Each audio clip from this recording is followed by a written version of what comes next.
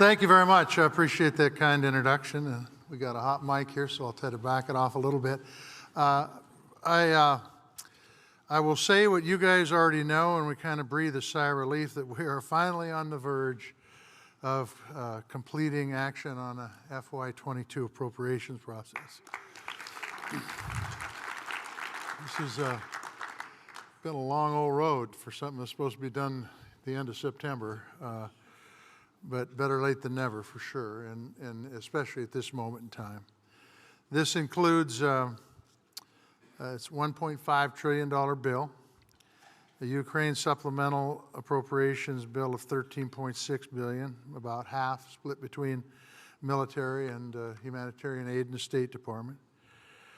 I'm proud this package we approved responded to Putin's unprovoked war in the Ukraine. It includes $6.5 billion to deploy our military to defer further aggression against our allies and allows the DoD to restock the weapons it has transferred to the Ukraine.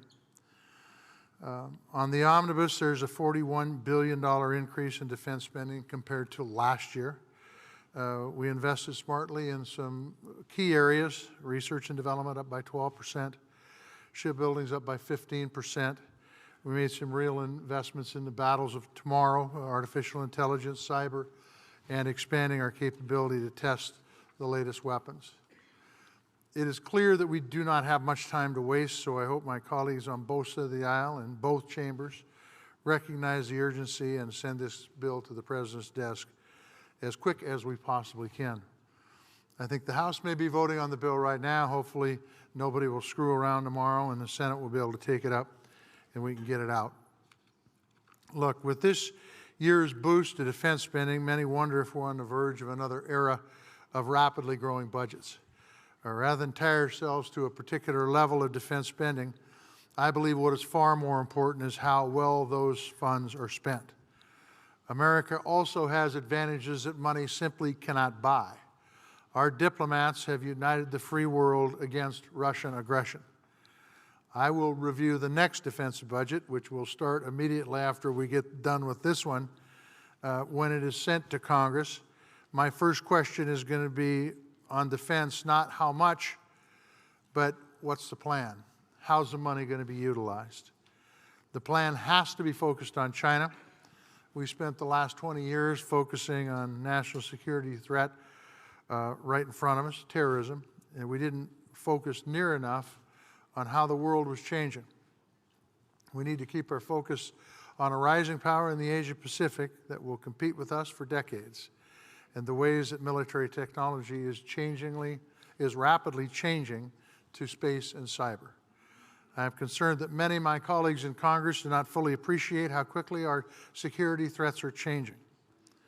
I'm also concerned that Congress, as an institution, needs a wake-up call on how to get our business done. We are halfway through the fiscal year, and we still haven't passed a budget, either for our military or for the rest of government. My hat is off to my colleagues in the Armed Service Committee. They got their bill done months ago and found a way to make bipartisan compromise to get results.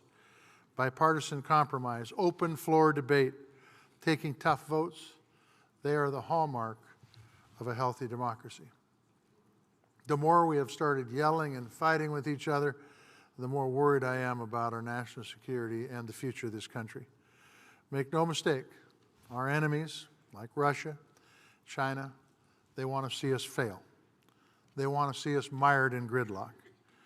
In my job on the Defense Subcommittee, the Defense Appropriations Subcommittee, it is my duty to work as hard as I know to be able to cut through that gridlock, to be able to solve problems, and give our military the tools that they need to keep us safe today and tomorrow. And I hope you in this audience can carry that message that we are stronger and more secure when we work together. With that, I would open it up for questions. Thank you all very much.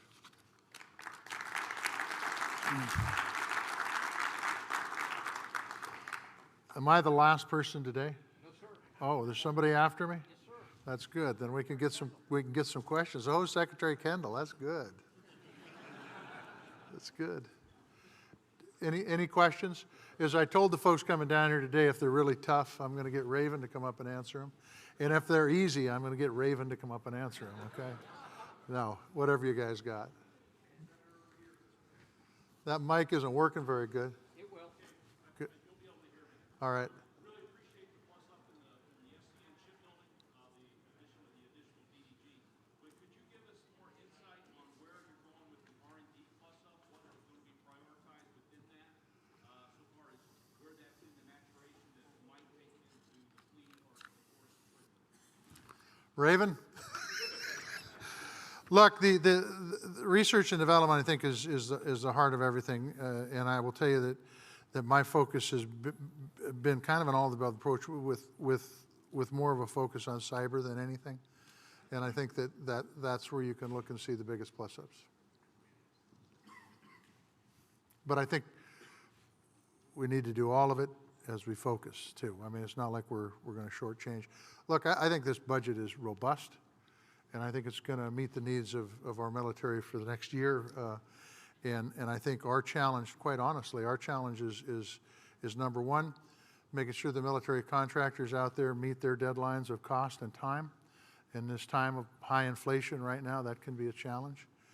And then the second thing is making sure that Congress over the next 6 months gets a budget out by the end of September when it's supposed to happen, so that we can have that certainty and that predictability to be able to utilize these dollars in the best possible way.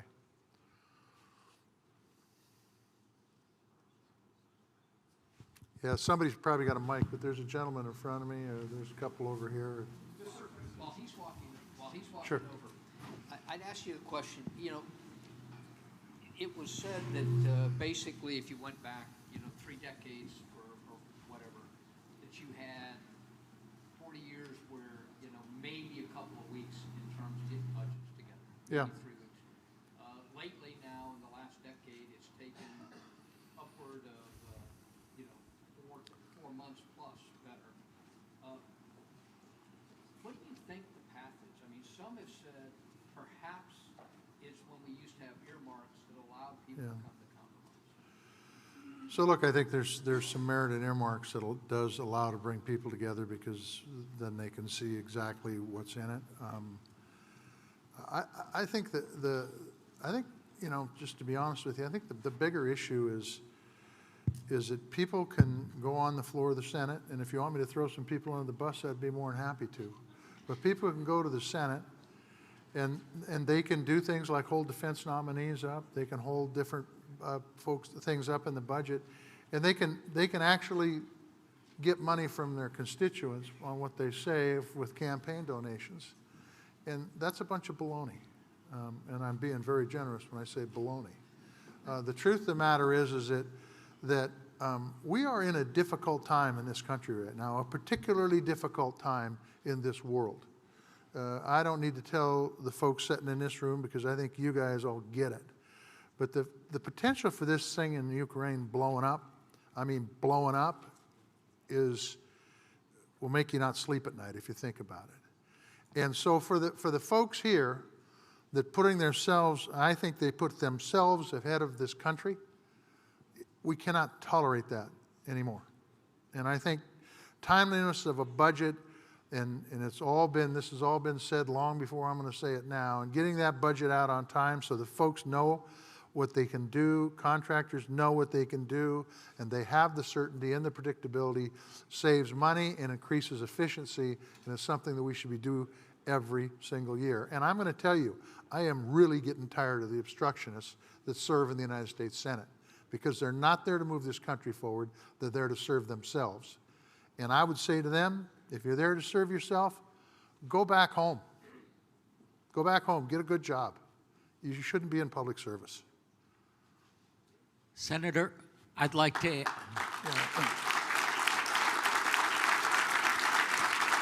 Thanks. Where's the mic at so I can see? Oh, there we go, right in front of me. I'd like to commend you for your service, yeah, and for what you just said about public service. Yeah. And I'd like to ask a simple question, whether the situation with Russia and Ukraine, has that changed things in the United States Congress, in the House or the Senate, in the last 2 weeks? Yeah, you're making me do it. Now, look, I turned on the TV yesterday. I'm in my hideaway waiting for a meeting to start, and I see Hawley standing up holding all the defense snobs. I don't think it's changed a damn thing.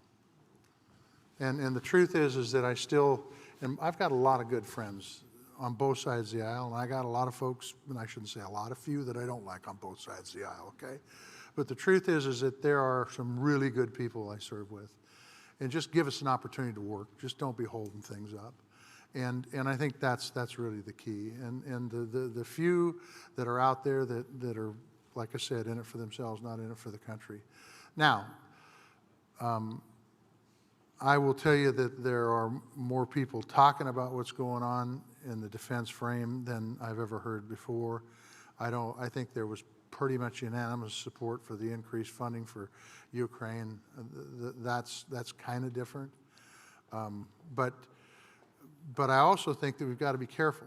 And as I said in my speech, we got to make sure that as we are watching what Russia's doing in Ukraine and doing everything we can to support those folks that are actually giving their lives for democracy, that we also keep an eye on China, because we can't take our eyes off of these guys. They're not doing nice things either. They're just not quite as out there as Putin is right now. Right now. Yes, sir. Thank you, Senator. It's Brian Everstein with Aviation Week. I would like to ask you, do you see any progress with lawmakers and the services getting on the same page about being able to retire older aircraft, older systems to modernize for key critical capabilities? I'd like to specifically ask about the C-130s. It seems like the Guard, the Air Force, Congress, Transcom are all on different pages of how many are needed, and I know it's close to you with the C-130s in Great Falls.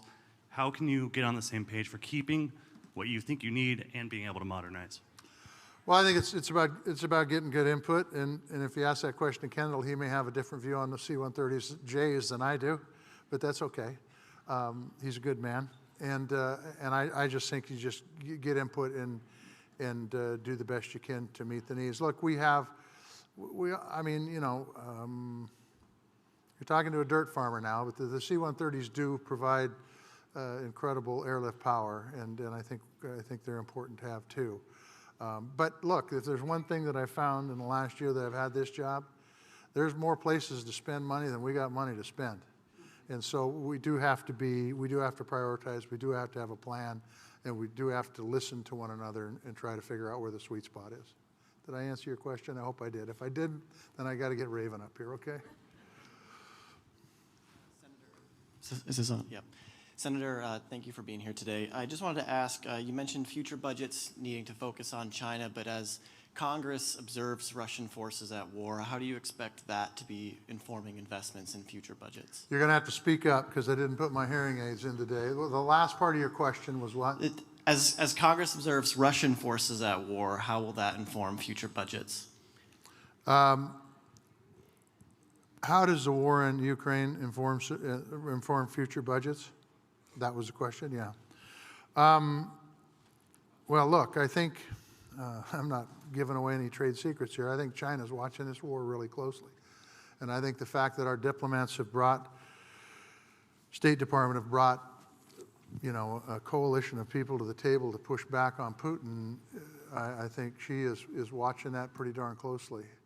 But in the end, I think that what we need to continue to do, and our intelligence has been pretty amazing on the Ukraine, and we need to make sure the intelligence community has the resources they need, and then we need to continue to monitor what China's doing.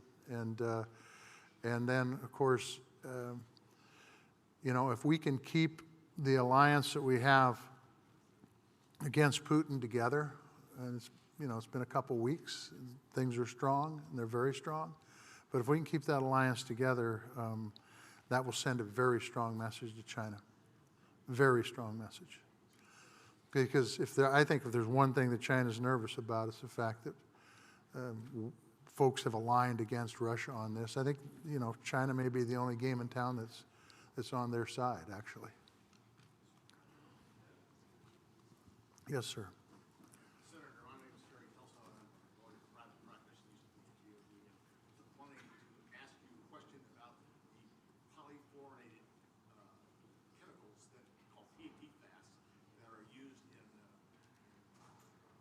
Fire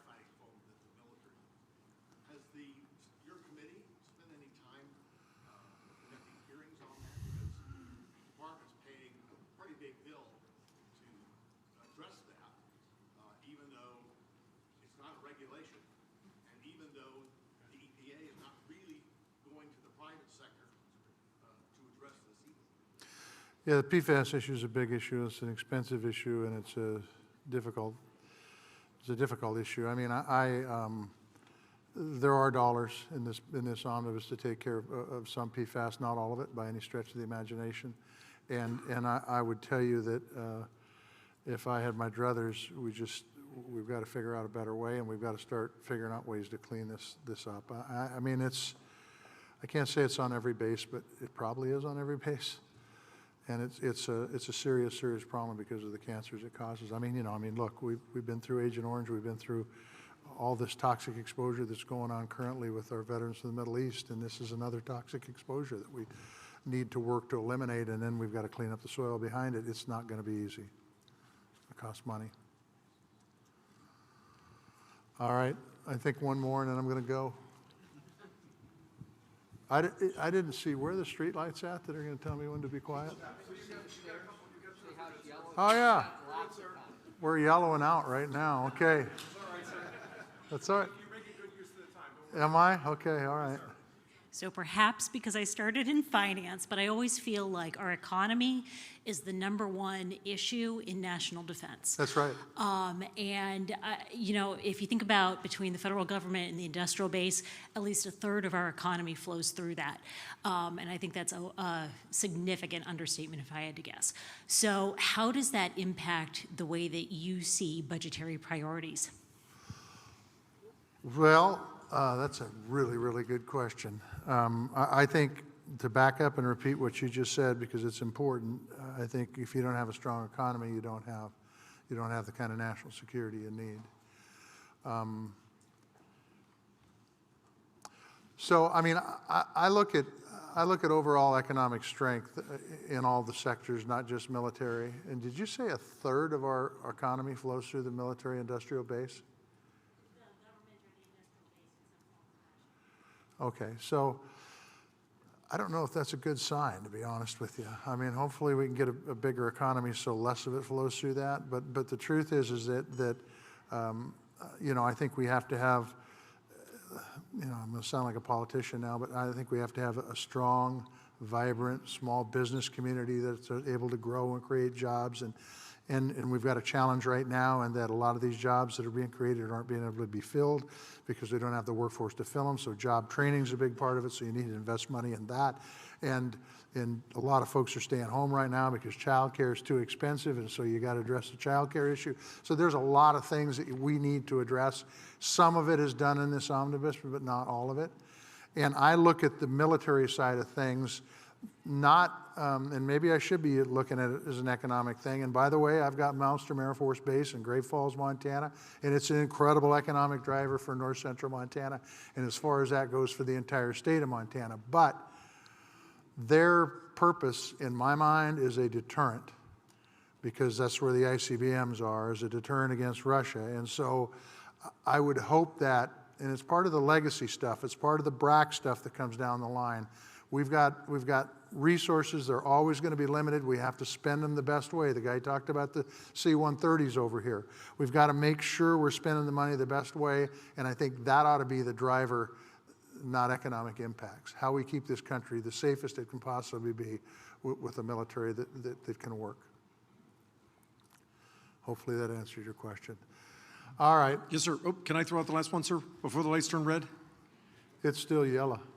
I'm sorry. Thank God, sir. Uh-oh, it just went red. No, sir. That you're not seeing what you're clearly seeing, sir. And I think I know the answer you're already going to tell me. But in terms of the nuclear triad, yes. What's really the message to the American people in terms of GBSD, B-21, LRSO, yep, and of course the Columbia submarine that's important to yep. you? So I just think that we haven't had a nuclear war because of our ability to deter, and I think the triad is critically important. I think they all have their individual advantages, and I think GBSD is on track, and the other upgrades are also on track, and I think both submarines, airplanes, and ground base are all critically important if we're going to deter. And by the way, all you got to do is see what Putin did about a week ago in regards to putting his military assets on high alert. this deterrence is very, very, very important. I think it's one of the reasons why when I was in first grade and they said if a nuclear, when the Cuban Missile Crisis was going on, then they were showing you where the bomb shelters were and hiding under the desks. The truth is, I'm not sure that would have done a hell of a lot of good, but we haven't had those kind of speeches in our classrooms now for Jesus, I'm getting old, 59 years, you know. That's a good thing, you know.